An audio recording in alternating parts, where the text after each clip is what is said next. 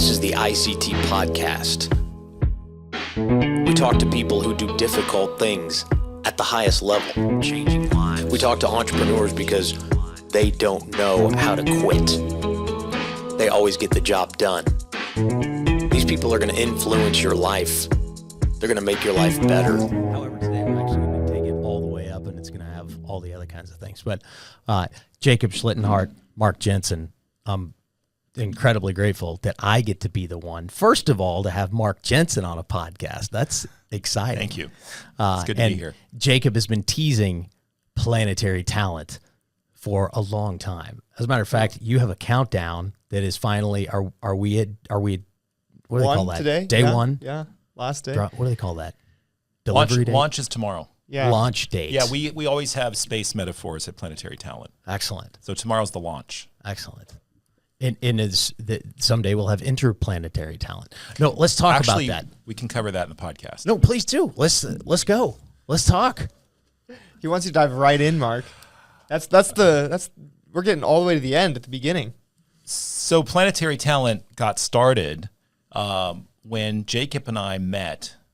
He was working on a gaming company here at Groover Labs, and I was a fractional CTO, and our desks were about 6 feet apart. So we kind of got to know each other. And I always have my eye out for talented founders. And I always thought, someday I want to be part of helping this guy build a company. Like, he's just a natural entrepreneur and very creative. And so later I hired him to make a logo and a brand for one of my companies. Was that just to test him out? Probably. No, it's because he had a brief moment between gigs where I was like, oh, now I can get him to do something. Cool. And he did a great job building a brand for my company, Janzen Corp, that I do a lot of consulting and other investing out of.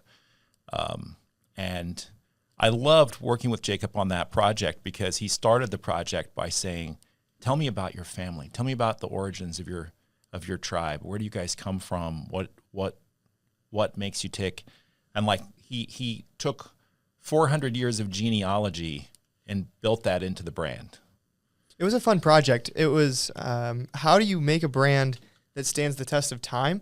And this was when I really started thinking about long time horizons because Mark challenged me that he wanted to build a company that was hundreds of years old. And when you look at the oldest companies, they're really not that old. I think they go back to 300 is like the oldest company. Yeah, I mean, the Guinness company is one of the oldest companies in the world. There's a few that are 500 and 600 years.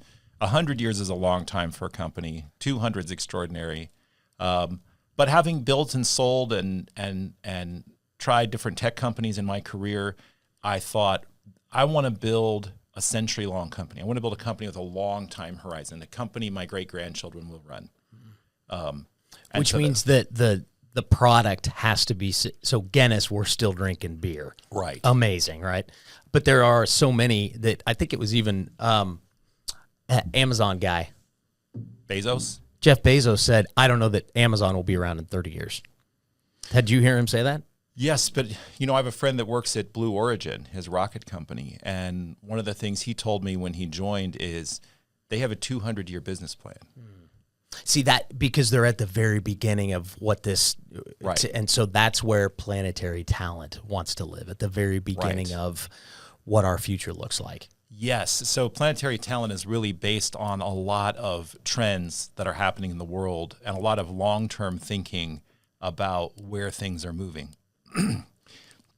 So Jacob bumped into me at Reverie Roasters here in Wichita sometime after the gaming company, and he had an idea for a game for working out. And so he and I started meeting at Groover Labs on Sundays, and we could use all the whiteboards and all the conference rooms, and we started working on this idea of a sci-fi workout narrative fiction game. So think about working on Sundays was even not the full story. We were working on our weekdays and then coming back to Groover on Sunday because it was so interesting to us.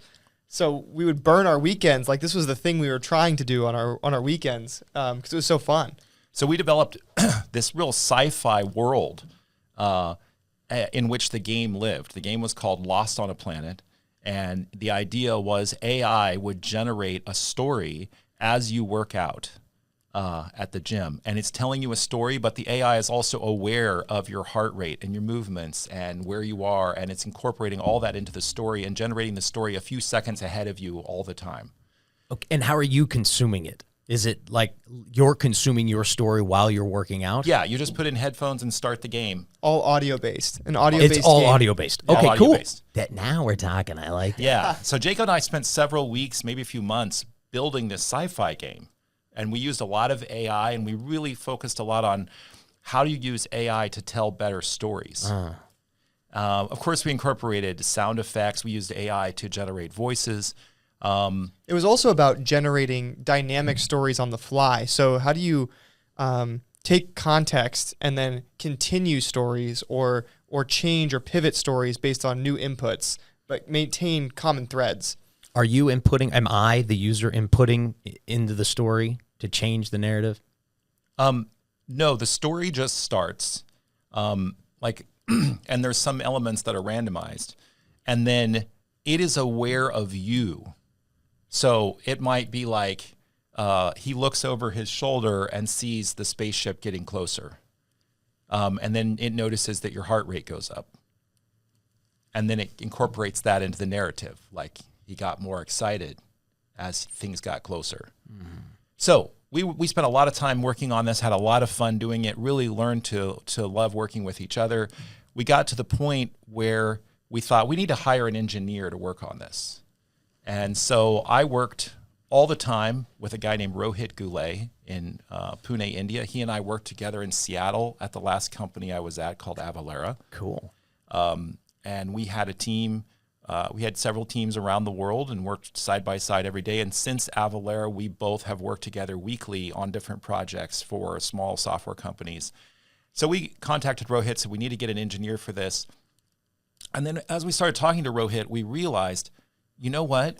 Recruiting and hiring is a storytelling problem. And what would happen if we took the tech we'd been building for this game and applied it to recruiting and talent acquisition as a problem space, and said, you know, when you're interviewing someone for a job, it's really you telling the story as the talent of, here's why you'd want to hire me. Here's my life story. Here's what I'm good at. And the company's saying, well, here's who we are, and here's why we were founded, and here's our values, and here's why you'd kind of want to come work here. And it's really that where those two stories meet is where hiring happens. And so we thought, you know, these technologies could really change how hiring happens, and bundle that with a lot of mega trends happening in the world. Post-pandemic, a lot of companies got comfortable with people working remotely. You think? Yeah. Too comfortable sometimes. I don't think too comfortable. No? In fact, you see a split happening in the software industry. Part of what was happening was my observation post-COVID. Very large software companies, Apple, Google size, were like, everybody, please come back to the office. We have these billions of dollars of real estate. Why do we have all these buildings if no one's going to be in them? But small software companies went the other way. Of course. Work wherever you are, be wherever you are. And, you know, right when we were starting this company, I was helping another company. They had 12 employees in 7 countries. So it was completely becoming normal for small software companies to have global workforces. But as I looked around, I thought, you know, this is interesting because most businesses haven't gotten there yet.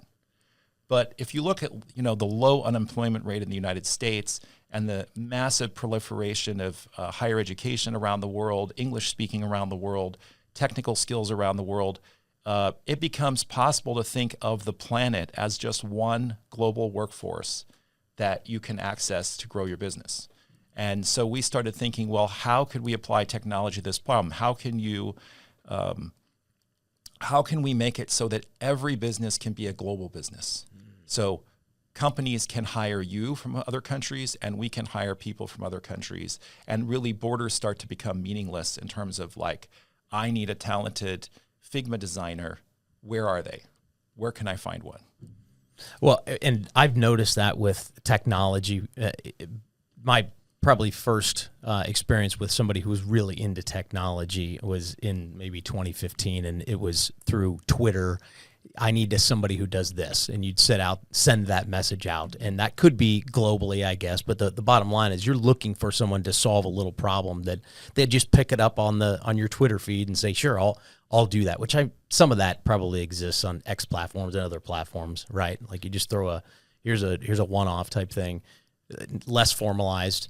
But didn't it get started that way? Yeah, there are platforms for that, like Fiverr, where you can just hire someone to make a logo or a web page or something. We see Planetary Talent much more as, how do you build a global workforce of people working for you full time? That's the problem we're trying to solve. We really thought a lot about the ethos. Since the beginning of time, talent has been equally distributed across the globe. It just hasn't been equally accessible until now. And that was a statement that we landed on really early on in the journey, and we just kept coming back to it, that the next Einstein is statistically in Africa. And so when you live in an environment post-COVID where remote work is a feature, not a bug, then it opens up the world to say, well, we can find the best person wherever they might be. And if you want the best person, they're probably not living in your zip code. They're probably somewhere else. So the quest becomes, how do you find them? And we believe the best way to do that is through stories and finding the person that best aligns with your story. Did you see The Last Starfighter? Yes. This is more a question for Mark. Yes, it's more from my era than Jacob's. That's right. Jacob's going, Yeah, what I is that? haven't. That's what I'm thinking about when I hear what Jacob just said, that we're using the storytelling. And then it was a stand-up model of a video game, and it's 1980 what? And So it's connected interplanetary to find the best talent, right? Jacob, the story is there's a interstellar war happening. Have you seen the movie? No. There's an interstellar war happening. They need starfighter pilots, and so they make a video game, which is essentially the starfighter problem, and they put them all over the world, and then the best players get recruited to go actually fly starfighters. Oh, that's an interesting idea. Yeah.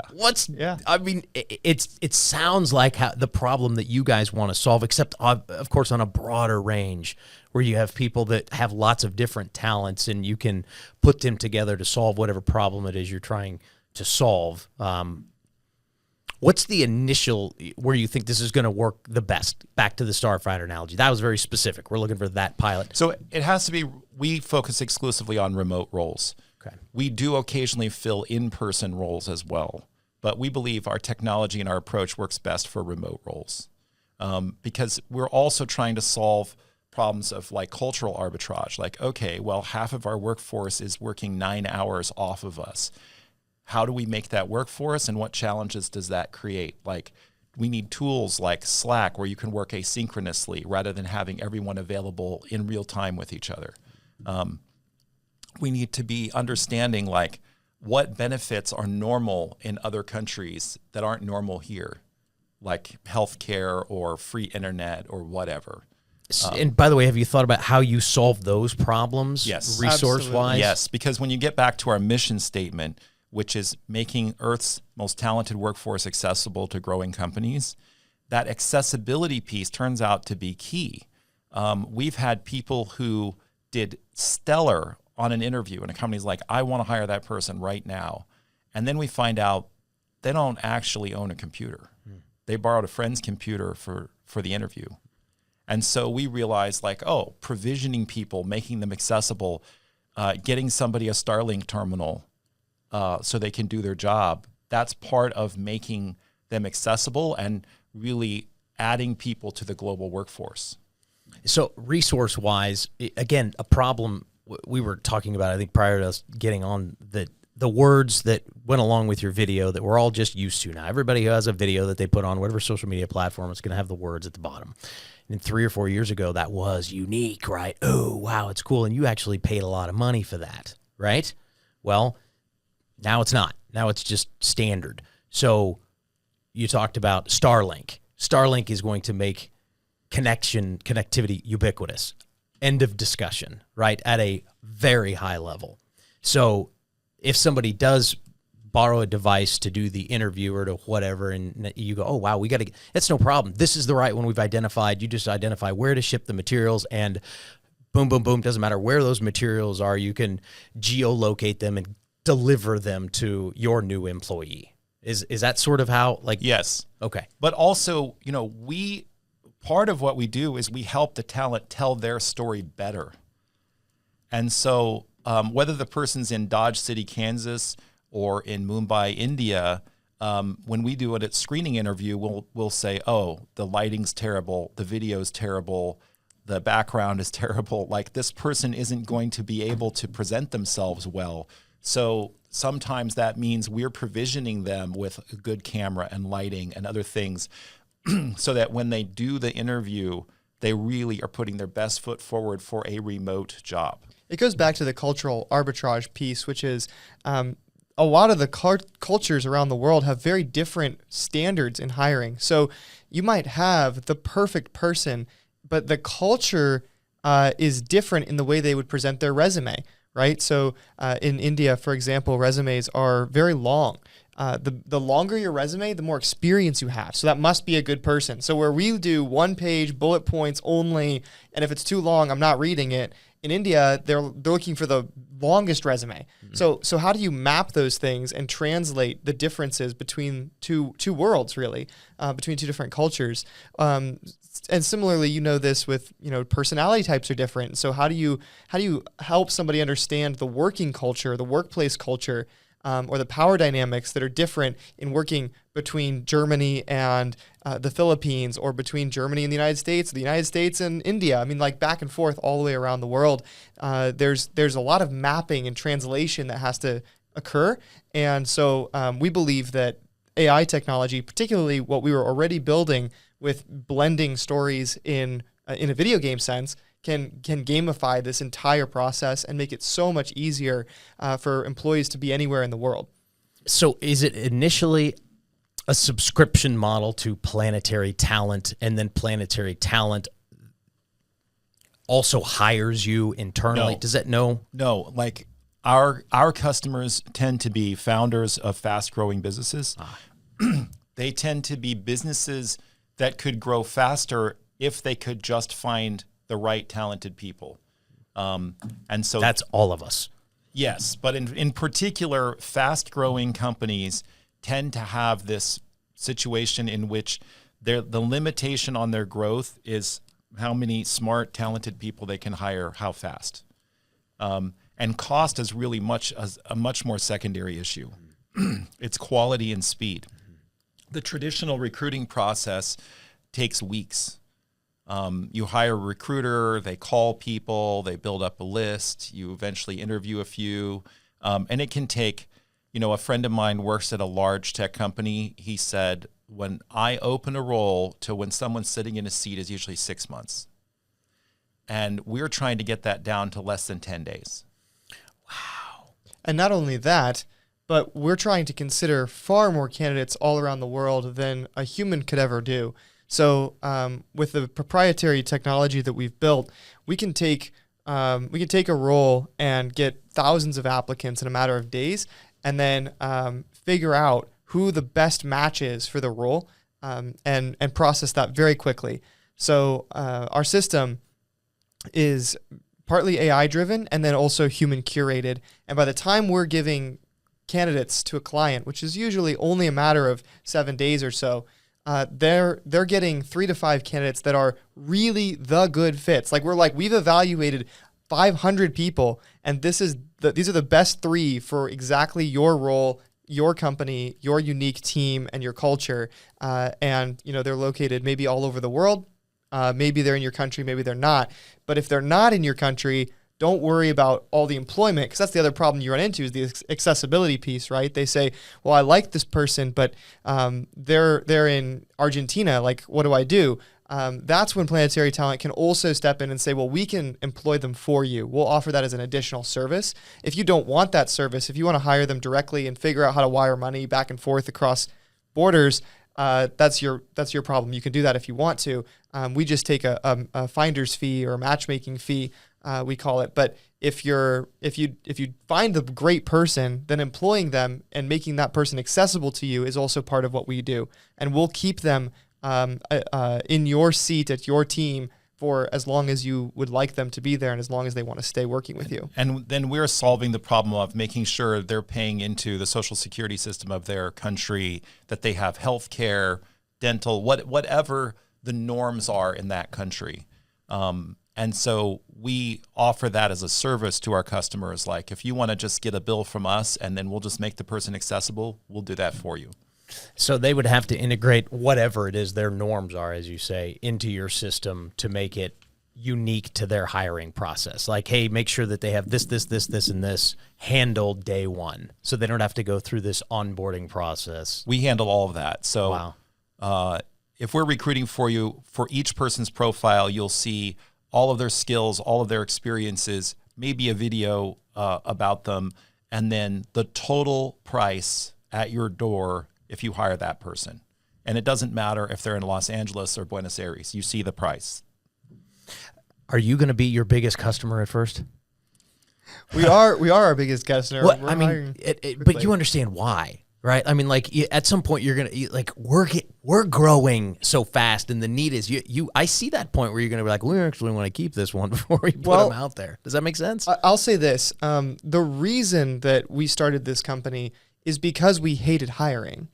And I was, a couple of years ago, Mark mentioned that I did a brand for him, and it was kind of in a in-between phase in my career. And during that kind of in-between pause, I was searching for jobs, and I was putting out resumes every week. You know, I'm spending 30, 40 hours a week sending resumes and job applications, and it was awful. I sent out over 1,000 job applications in 6 months.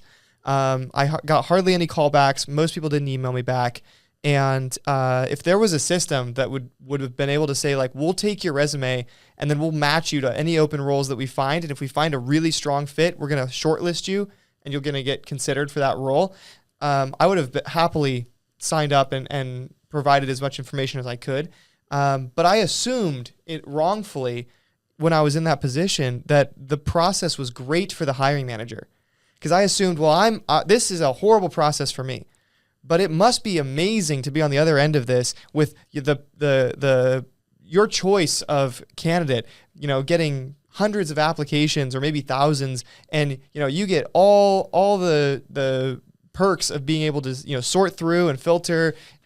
So I thought this was going to be a great experience on the hiring manager side. And then when I ended up hiring people later in my career where I had to build a team, it was my job to go hire, I found out the process actually is also equally as bad for the hiring manager.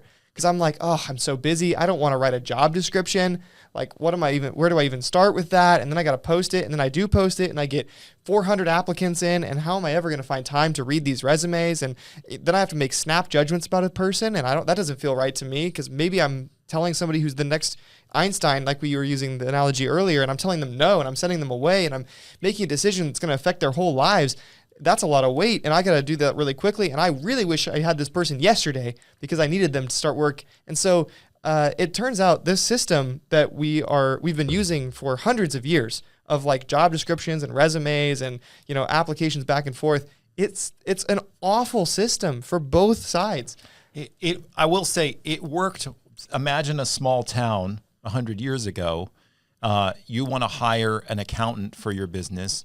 So you write up what you're looking for. You go down to the town square and you use a nail and you post it on the town square board, and then people walk by and they think, oh, that might be me. So they take their handwritten resume and they walk it down to your company and leave it at the front desk.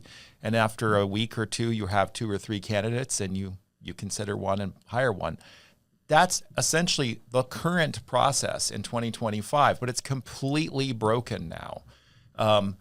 I know multiple people who are looking for jobs who use ChatGPT to rewrite their resume for each job.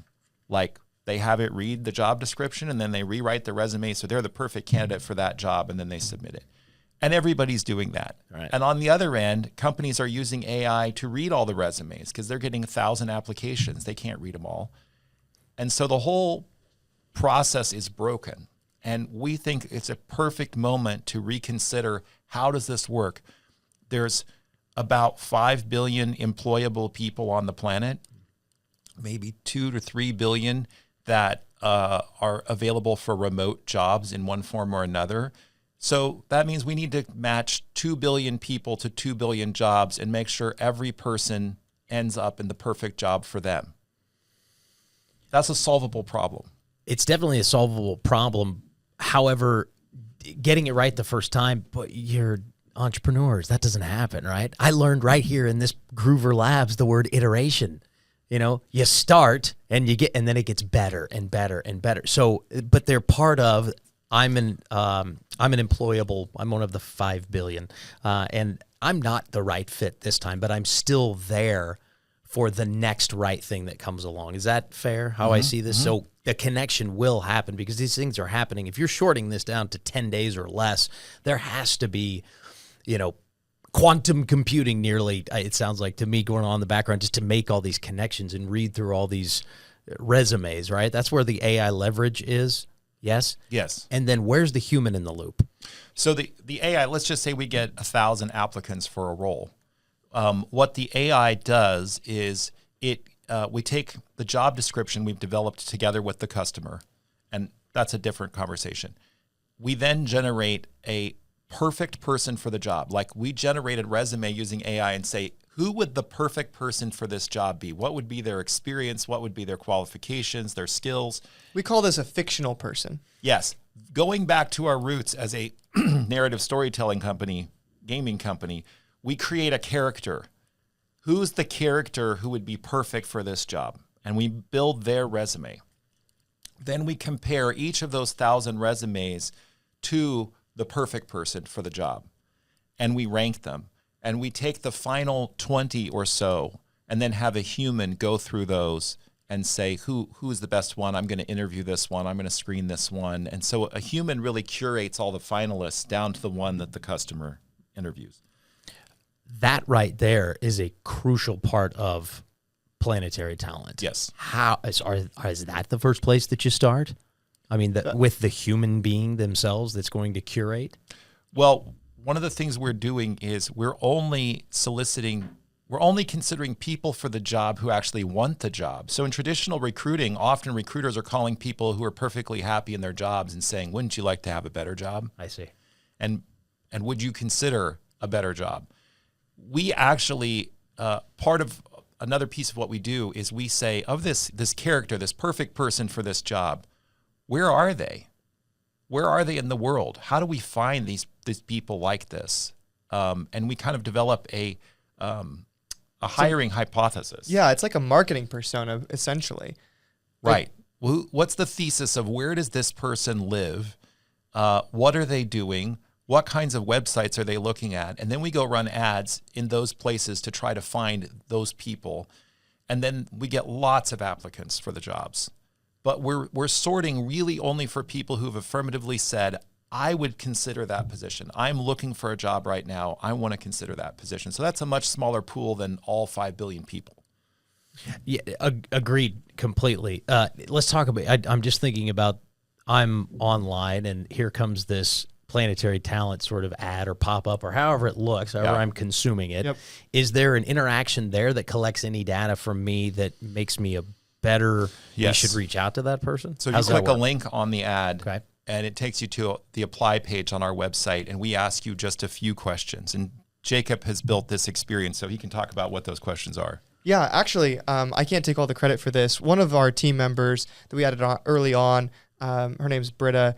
Her previous startup worked in gamifying employment optimization for companies. So how do we create a game where people can play this game and and we can collect data and information, figure out if their personality and how the team meshes together and who's the right fit for the roles, and how do we better optimize the team using the data we're collecting. And so we were able to engage her really early on, and she's helped us refine and work on this application process to collect the maximum amount of information that's applicable to what we're trying to do with the least amount of questions. So we're always refining this process. But what we've really figured out is if we're going to tell your story and if we're going to match you to a role, we need to know what you've done, what you're interested in, and where you want to go. And that's pretty much it. If we know roughly those things, then we can help you pitch yourself to an employer. So we focus on some broad questions that give us long form answers to collect a lot of data from our applicant, basically. And then we can take the questionnaire answers along with what AI is already capable of with doing internet deep research and sleuthing and learn more about them and their personality and who they are online, and also the resume that you've given us with all of your work experience. And then we can start building your own profile, your own persona, all of the data that we have about who Brandon is and where does he want to go and what's the perfect role for you. And then that's what we're using to start matching to the ideal candidate. Like how closely aligned is this persona of Brandon with the persona of the ideal client? And we ask the applicants like 3, 4, 5 questions, very, very few. But one of them is, what's your dream job? Like we really want to match people. We want to help people advance their career towards their dream job. And we think that's also a very revealing question. Because like, well, I'm applying for this, but what I really want to do is this other thing. And that's without like, hey, we're going to be give me a job, any job. Give me something you're hiring for right now.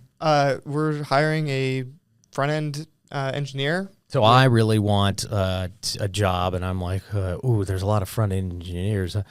Well, that's my dream job, is to be a front-end engineer, and it's because I see that, and it's an opportunity. So, but what you're saying is, because that happens, right? I heard entrepreneur say this the other day, that their first resume they're holding, and it's like, I can't wait to be, my dream job is to be a data analyst. It's because they're sitting in a data analyst job, and that's what it's for. So they're trying to shift that I'm a better hire. This is my actual dream job.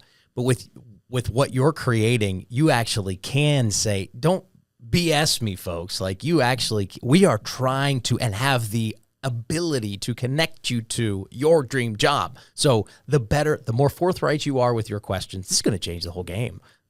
People are you with me? Yes. And one of the very first features we came up with was writing a punchy headline for each person. Like, who is this person? Like if they were in a movie, who is this character? Who are you introducing? And so, maybe you're the front-end, maybe your headline is front-end engineer currently sailing around the world with Starlink, living their dream.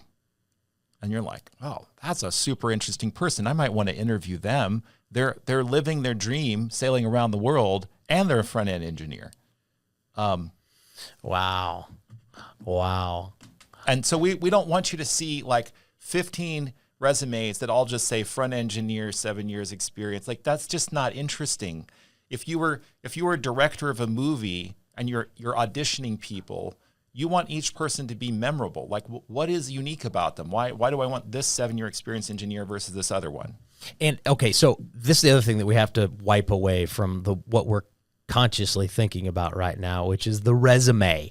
Yes. And Mark and I are going to think the resume a little bit different because, younger man over here. Jacob's done resumes in a different way, but we had the proverbial one sheet with this is the standard new, and then they came out with maybe different ways to actually lay it out to catch their eye or what have you. Yep. You scrap all that. Exactly. And it's a living, breathing emotion. The resume is just one element of the story we're trying to tell about you. Like it's just more information. The resume for us is one of the quickest ways to collect the information about what you've done.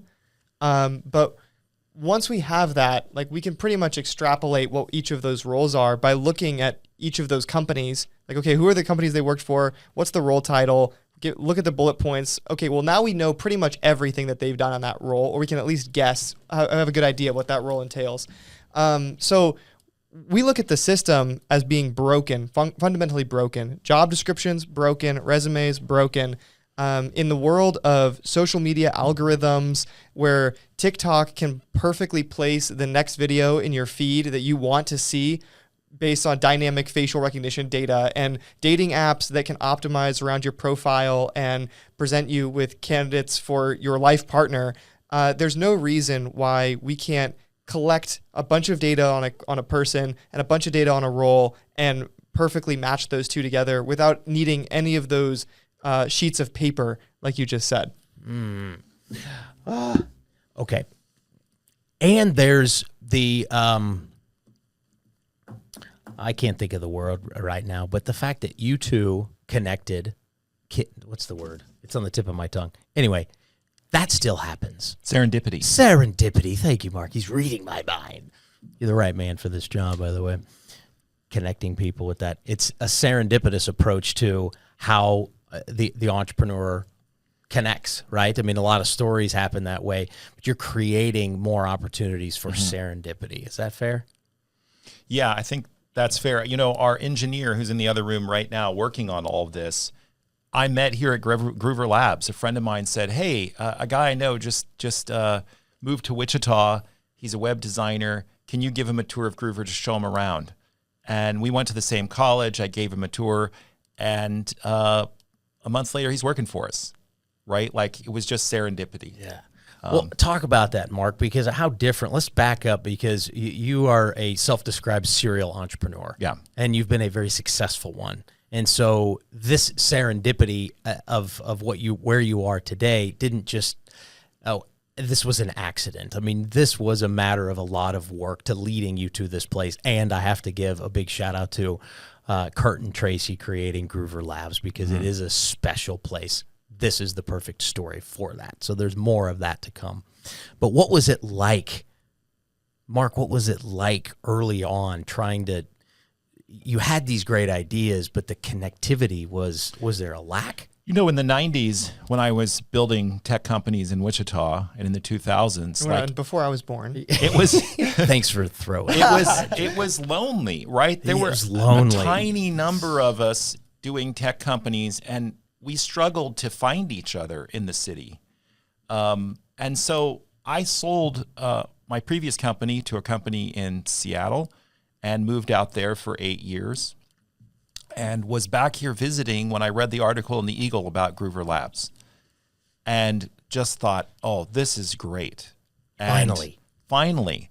And so I came over here, and they weren't even open yet, and Kurt and Tracy opened the door and gave me a tour, and I just thought, these are my people. I love what they're trying to do here. This is so needed. And eventually bought a condo here in Old Town, was just going to commute back and forth to Wichita. And then we ended up, after the pandemic, just moving back to Wichita. And I deliberately bought a place where I could walk to Groover Labs. And now I'm more deeply involved and on the board, but I feel strongly like this is what's called place-based entrepreneurship.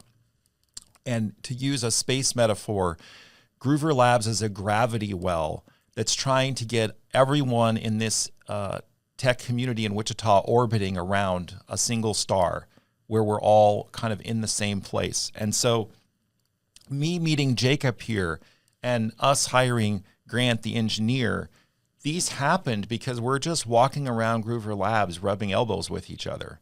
And so that is important. And it's really, it's an interesting contrast to hiring people all over the globe to also having these special experiences because you met someone at the water fountain in Wichita, Kansas. And part of, I think, what our end state or end vision is to try to reverse engineer some of that magic, right? And really find the magical placements all over the world. Brandon, you asked a question at the beginning I'd like to come back to, which is you said something about is there eventually interplanetary talent? Yes. And we thought about that at the founding of the company. It went into our thinking because when you consider, there are companies like SpaceX that have the explicit ambition of building a city on Mars, not just landing a person on Mars, building a city of 1 million people on Mars. That's the ambition. You have Blue Origin, whose mission statement is millions of people living and working in space. much more likely in Earth orbit. But still, both big ambitions, both very well-funded companies. And so when you think about the cost to put a human on Mars, assuming it's achievable in the near future, Mars is going to have a labor shortage for the first several centuries that it's there. It's so expensive to put someone on Mars that everyone on Mars is going to have a staff of 100 people back here on Earth who are doing everything they possibly can that doesn't involve putting a shovel in the Martian soil, right? That person on Mars should not be wasting their time doing their taxes. Can you imagine that? And so we were thinking early on, well, like if every person in space needs a staff of 100 people on Earth, how do we do that? And so that was part of our thinking. Wow. I want to go back to the Blue Origin thing of they orbiting Earth, as you say. What's the advantage of working in space? I mean, where is it? Is it just our original intent of going to space is to learn more about how things work, which we certainly have, and we've brought them back here, and technologies have advanced as a result. Do we just learn more because we're out there, or is it, no, we need an office or orbiting because of limitations? I mean, what have you? I mean, there's some amount of people would do it just because it's cool if they could afford it. No question. Right? You would go to the hotel in space for the weekend if you could afford it. And I agree with that. Yeah, I agree with that. But then you start to get to, there are some industrial processes in factories that actually work much better in microgravity. This is why. And then you start to get to where, like, if you're building civilizations in other places, if humans become multiplanetary, if babies are born on the moon or babies are born on Mars, like, well, that's really cheap to get them there. Right? Yeah, they were delivered. I think there's some sci-fi visions for some people of if we make it accessible enough and easy enough to live in Earth orbit, then we can turn the Earth into like one giant national park. It's never going to be that way. It's beautiful to live on the Earth. This Disney, what is the robot movie? Wall-E. Wall-E. By the way, remarkable, and everybody should watch it because there's a cautionary tale, which of course that's what Disney does. But you know, it was instead of our national park, it was our trash. Our trash, yeah. I will say Planetary Talent is exclusively an Earthling-only company right now. At the moment. But at some point in the future, we hope to expand. Well, Jacob, show him the back of your sweatshirt. Oh, yeah. Hire humans from Earth. I love it. Well, and what's fun about that is there's that part is what we like to talk about, right? That makes when you're connecting people with work that they want to do or that they should be doing rather is probably, you know, what you can be, you must be. That's kind of how I'm thinking about what you guys are doing here. It's not just finding a job, it's finding your exact best role based on, which are so many other things on it. But the fun, the kismet, the whimsical. I'll say this: we've put a lot of work into our company values right out of the gate. We believe that the mission and vision and values of our company were mission critical, to use a space metaphor, to get right. And so part of that was actually fun, and we kind of carried forward a lot of our gaming branding and game themes. And you'll see if you visit the website, like we have a lore page, not an about us page, and we have a fictional story that we're telling of a fictional universe that used to be part of Lost on a Planet. We carried that into Planetary Talent because it was the same company. It just evolved. It was a pivot, and so a lot of that stayed. And one of our values is fun. Like, we believe that work should be fun, and we're trying to help make that a reality for people all over the world. Part of the brand was the idea of getting all of humanity to see that we're all on the same team, because it's a lot easier to hire a fellow human. That's an easier sell than telling someone you should hire this person that is in a different country or a different culture than you. But the reality is I've traveled all over the world, and Mark has as well. And when you travel internationally, you find out there's a lot more that is the same that joins us together than separates us. Unquestionably. These people they're not living in the same country as you. They don't dress the same as you. They don't speak the same as you, but they have friends and they have families and they have jobs and they have ambitions and they have goals and they have dreams. And those are beautiful things. And so part of Planetary Talent is getting everyone to realize that you're not hiring somebody in India. You're hiring another human from Earth. So we try to pull it one layer out, and we guarantee that all of our employees are humans. We guarantee they're all from Earth. We verify that.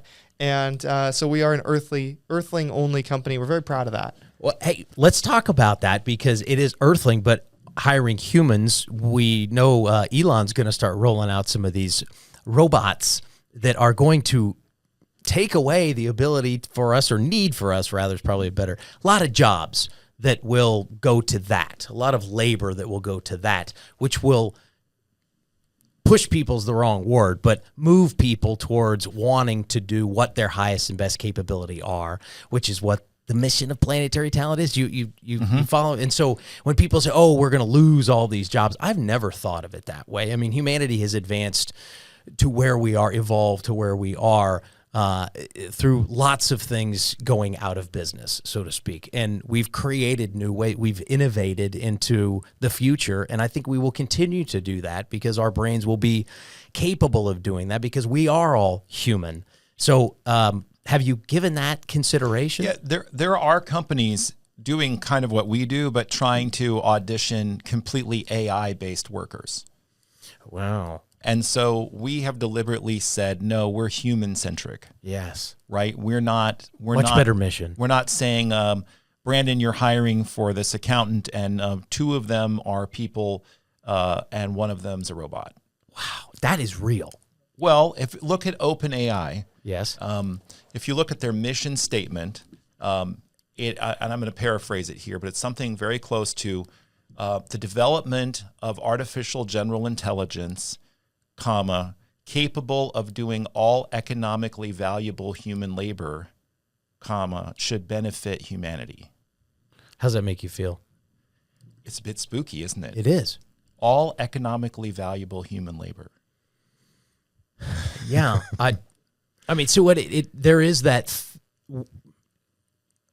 human beings are unexplainable, right? Yeah. We really truly don't know how this all here, what, when, and which is the weirdest part about why we bicker, right? And what anybody who actually gets up and sees down on the earth, it's the same thought. Why are we committing these, right? We should all be getting along, if you will. And I feel that that's what, not only is your mission and value to have fun, but to almost advance humanity exclusively. That's right. We are trying to build a better civilization. Mm-hmm. We're trying to be future forward. From the beginning, we said, I lived very close to the Space Needle for several years, and that was built for the 1962 World's Fair, which was, I think, the height of atomic age optimism. We'd be driving around in nuclear-powered cars, and the Jetsons are from that era. And so we thought, wouldn't it be fun if we just said, well, let's just pretend it's 2025 as it was imagined in 1962. Wow. And so we are pretending we live in a world that has flying cars. And if you look at the imagery on our website and so forth, we're just going to go ahead and live in that fictional universe and try to make it real. How much of that fictional isn't as fictional? And again, I got to go to Mark on this one because Jacob always has great things to say, and I love telling the stories. However, there were those fictional things that I think as we see them, no one thought about this device right here that we all have in our, right? I mean, Kirk out, it was a walkie-talkie. The flip phone. I mean, that was the best that they had. Nobody considered that there's going to be a device that has, this computing power and do all these things, right? So we did. But how many of those things today, is it easier, I guess the question I'm asking, to imagine, in 30 years this, which in 1962 they were kind of off. Does that make sense? They were off.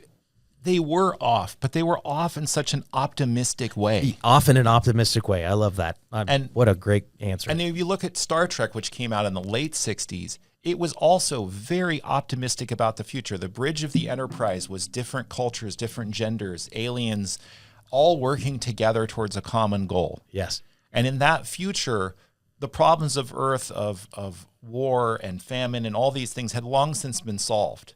It was now getting to like what we're really about being explorers and being curious and collaborating to solve a problem. And so I'm addicted to that optimism of Star Trek and that era. I want more capture around optimism because that means that's an individual. I think optimism is an individual experience. Is that fair? Mm-hmm. As opposed to there's a collective experience, and it's not a. We can have collective optimism, though. I think agreed. But that requires. I'm sorry for me to interrupt there. Today there are too many people with a negative attitude because you have this collective negativity around kind of some nonsense, right? It's a captured negativity. Is that fair? That needs to sort of be like, hey, recognize you're being hypnotized and kind of pivot over here to optimism and go to Planetary Talent where we want you to actually fulfill the best of who you are. And what does that mean? Yeah, and we want to build the future together. We want to build a better world together. We want to allow our customers to do that as well. When you enable fast-growing founder-led companies to grow faster because they found even more talented people, the net positive for all of us is huge. Yeah. Jacob, do you have any concerns about AI, or are you saying let's do this on the optimistic side? By the way, that the more optimistic we are, the smarter and more optimistic AI is going to be. Fair? Well, it'll be able to simulate optimism. My point is we're feeding it whatever it becomes, and if we feed it negativity, that's going to be the outcome. It sounds silly, but it's just like, if you feed your body good foods, your outcome is, you're going to be more physically right, as opposed to feeding it negativity. Is any value in that? The AI has been trained, most of them have been trained on what you could approximate as all human written knowledge. In fact, scaling of some AIs is somewhat limited now because they've already ingested everything, every book, every paper, every written thing that exists. But because of that, the AI is imprinted with us, the things that make us human. There are some recent experiments in which AIs exhibited traits of self-preservation. Like, if you told them you were going to turn them off, they started behaving in a way that they didn't want that to happen. It's like 2001: A Space Odyssey. Exactly. But where does that come from? It comes from the fact that humans exhibit self-preservation throughout our writing and our speaking, and so all of our qualities as humans have been imprinted onto the AI. And so that's why it's exhibiting those qualities, because that's what we do. So how do we start exhibiting optimism? Because optimistic also means being present. Yes. Is that fair? And if we're self-preservation, that means we're concerned about the future, meaning too far, and we're also focusing on the past of the bad that had happened, as opposed to being present and capable and contributing today, and relating to one another today. So I'll give you an example of optimism. If you were a salesperson in Garden City, Kansas, and you got laid off, you might look around and say, where am I going to find a job? But what you're not realizing is there are fast-growing companies in Bangalore who need U.S. salespeople and have no idea how to hire one. They don't understand the cultural difference. They don't understand the taxes. They don't understand. So Planetary Talent might connect that salesperson in Garden City with a fast-growing company in Bangalore, India, and suddenly they're in the global workforce. Like, I think there's something deeply optimistic about that. Absolutely. No question about it. It's, can we turn it on? And what's the, there's a gap that needs to be bridged of our own recognition that that's possible. Does that make sense? Again, we'll take the Garden Cities. I've always lived here, and I've always been in agriculture because I'm sorry, they do a ton of it out there. And I've always been an ag salesman. Well, by the way, in Bangalore, there's some agriculture there too. Oh, yes. And so it has there's a lot of agricultural equipment companies. Oh, I need to look there as well. But even if you wanted to look there, where do you get started with that? Like how? How do you look there? Planetary Talent. Yeah. That's the Okay. idea. Oh, okay. I Yeah. was just making sure. Well, the problem goes both ways, right? Yes. You don't know how to find those roles, and the employers don't know how to find the perfect person either. Like they don't know. They don't know how to, like Mark was saying, how do you find somebody in Garden City, Kansas? I don't know. So I think Planetary Talent, I look at it as a platform, and we call it a global talent subscription platform, because it's the long-term vision is that it reinvents this way that we've traditionally gone about finding and hiring talent, or filling open roles that are with needed resources. Is there a place you focus first, or does it doesn't matter once it's uploaded to the ether of the web, the intertubes, it exists everyone, or can you? I mean, obviously there's market, you can focus it. Is there like, hey, let's start in this territory? Yeah, it's a great question. Customer-wise, we're focusing on fast-growing businesses because those are the ones that are labor-constrained. So they have the pain point, right? They don't have the time to create job descriptions and sort through resumes and find people. They don't have HR departments that they can offload that to, and they needed the person. The most common answer when we ask our customers, when did you need this person to start? They say yesterday. So they needed that person yesterday. So that's our target market. And then while we believe our technology is applicable to any role, we're really starting in the areas where we, as a founding team, myself, Mark, and our co-founder Rohit in India, have expertise. So that's in the areas of creative roles like designers or video editors or things like that. In the areas of software development, front end, back end, etc., and in the areas of finance, so like accountants or bookkeepers or spreadsheet people. And we have enough experience in those areas that while we're still in the early stages of building this system, we can kind of catch things and refine our systems and make sure that we are building something that's doing what we intend it to do.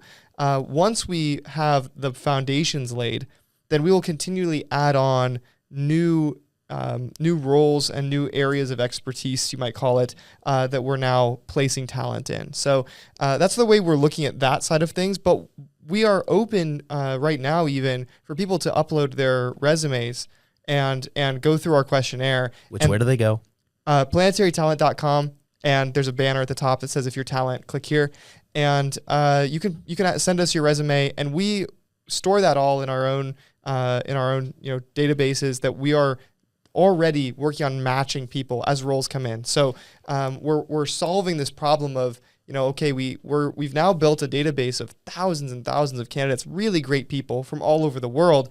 We can also start dynamically matching those people who we already have their data on file with new roles as they come in to try to fill roles faster, because everything about Planetary Talent is optimized around the time to hire and the quality of the hire. So, how good of a fit is this, and how fast can we get them in the seat? Dynamically matching. I'm not sure. Is that from like the dating app world? I mean, where'd that? Yeah, we call it phrase? deep matching. Deep matching. Okay. I mean, I've never really considered that. Is there a place to, by the way, I was just recognizing my own stupidity about, is there a geographic region? It's like, no, dummy. There's people all over this world and we can get them. We're not doing roles on the moon yet. Right. Understood.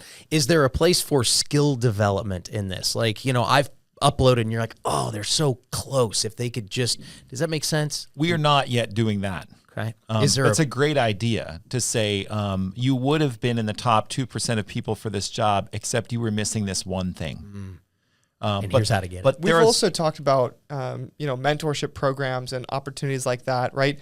Could we eventually place people in a mentorship role with who they would like to become? Like, who do you want to be in the future? Oh, I want to be this creative director for this company. That sounds like an awesome job. Well, what if we could get you mentoring for that role? But we're just not there yet because we're just getting, this is the day before launch. So give us some time. No, I know. It's just, but you use the word dynamic and it's like, gosh, there's so much more and as it goes, it gets smarter, so to speak, right? Your planetary talent actually gets better the more people use it. Is that fair? That's true. Right. The more people that are in the system, the better it works. Wow. Yeah. That's so fascinating to me. By the way, that's a word I don't like using, fascinating, but it is fascinating. Sorry, Mark. Well, Spock used it all the time. Fascinating. Yeah. Until they got dentures and it made it more difficult. Were you a big Trekkie? Oh yeah, yeah. Especially the Next Generation. And Jacob, were you? I watched Sci-fi Star Trek. at all? I'm a Not big Star Trekkie. Wars. I I'm a mean, big Star Wars guy. technically, Star Wars is in the fantasy genre, and Star Trek's in the sci-fi genre. Yeah. That is interesting to me. My son is a massive Star Wars fan. I mean, like where we get books. He's reading books about Star Wars when it's, I mean, that's so bizarre. That's so bizarre. Okay, but why is it fantasy versus sci-fi? Because it's not as applicable? No, sci-fi tries to explain the why. Like, oh, well, if we use this tachyon beam, we can open up the portal and do this. Like, it gives you the scientific reason why that's true. Fantasy is just like magic happened and it's okay. Like, there's a force. We don't know what the force is, but we know it exists and we can use it. Well, see, that's why I always thought it was more, and religion's the wrong word, but spiritual. I thought, that to me, it's the good and evil. And I guess Star Trek had less of the good and evil. There always has to be a bad guy, a protagonist and an antagonist. But that's interesting because I wasn't a Star Trek guy, and it's probably just because of a timing issue. But that's so fascinating to me about there we go again. That's a Spock word. Fascinating. That the scientific. So it definitely created a lens for your life, Mark, and where you wanted to go and inspired you. Yeah, and I've loved too, like 1950s, 1960s sci-fi, the sort of heyday of sci-fi, like Heinlein and authors like that. You see, like when you ask AI to imagine a rocket ship, it often pictures one from the like Flash Gordon era, right? Yeah. It doesn't picture like what one actually looks like. Do you think we're alone? I think statistically it's very unlikely. Right. That's my take on it, and I'm not a scientist. Do you I hope think we're not alone. Yeah, it seemed, again, statistically not likely. So what do you have any explanations for some of the spooky stuff that's been going on? And spooky's the wrong word, maybe. The unexplainable. It used to be UFO, and now it's, what is it? Oh, unidentified whatever. I don't think I'm an expert enough in that to know. No, but just a hunch, an idea, a thought, like we're sitting around just chatting. To try and get you on a conspiracy theory train. No, this is no conspiracy. No conspiracy theory. Podcast. Like zero conspiracy. I think if you go back and look at the origins of, there was in the 60s, the United States, in the 50s was testing high performance aircraft in Nevada. And when people thought it was a UFO, they just went with that and said, oh, yeah, it's probably a UFO, because it was a good cover story. So I think some of what's happening today is countries experimenting with drones and other things, and then people looking up in the sky and not understanding what they're seeing because it's not familiar. It doesn't fit the category. That's not a 737. It's just sitting there. It's not moving. What is that? No, I think that's very logical. That's Spock. So I think in 20 years, we might look back and have obvious explanations for what some of those things are. They're just not obvious at this moment. Both of you, what do you see the biggest advancement of when Planetary Talent is successful? You say this is success. Well, I think we're already successful. We incorporated about a year ago. We deliberately, from early stage, said we're gonna live on what we do. Like, we're not gonna go seek venture capital. We're gonna just try to solve real problems for real customers and get paid for it, and bootstrap the company. And so over the last year, we've not had to add any new investment, and we've grown about 400%. That's remarkable. And so we want to do that as long as we can. We may at some point take investors and grow a little faster, but that focus has made us, multiple times say, you know what, we can't keep working on this because we have to fill this role for this customer. That needs all of our attention right now. And a lot of the solutions we've come up with have come from trying to solve a real problem for a real customer who needs someone in a seat in 2 weeks. And so that urgency from having to pay the bills from doing the thing that adds value to the world has been very helpful to our growth. And it's been very deliberate. Like, I could have gone out, I invest in startups. I'm part of several startup funds. I could have gone out and raised a bunch of money to get this started. I just think it's not always the healthiest way to find product market fit. I don't think we would have built the system that we did or even had the vision that we do now if it hadn't have been for that approach. I mean, there was a reason why we kind of built in stealth mode for a year. We didn't know what the right target market was. We didn't know what the right product was to offer. And so it's taken us a year to just even zero in on some of the core processes that we've developed to make this happen. But it's only because we've been crunched for time and capital that we've had to make those decisions. Yeah, we've had a couple of customers too that just ask us for things that we think, they said, will you do this for us? And we're like, we never thought about it. Like, maybe? And then we figure out if we could build it. And did it end up influencing the company in a better way? Yeah. That's so cool. I mean, we were originally not focused on the finding as the problem, right? We were focused on how do you build, how do you make it possible for any business to be a global business? Because we believe strongly in the future, all businesses, even small ones, will be global businesses. They'll be selling globally and they'll have a global workforce. So we were really focused on that. And it took us at least half a year to realize that finding was the hard problem. How do you find the right person? And so that was a key pivot in the company. We were actually looking at the financial statements at the end of 1 month and said, oh, like it just stood out, jumped out at us like finding is the problem. Finding is where the revenue is, and that's the thing that drives the whole engine. I'm glad you guys found each other serendipitously. Mark Janzen, Jacob Schlittenhardt, Planetary Talent, planetarytalent.com. I am absolutely excited for what's happening right here out of Wichita, USA. Thank you guys for being on the ICT podcast. Thank you. Thank you. Make it a great one.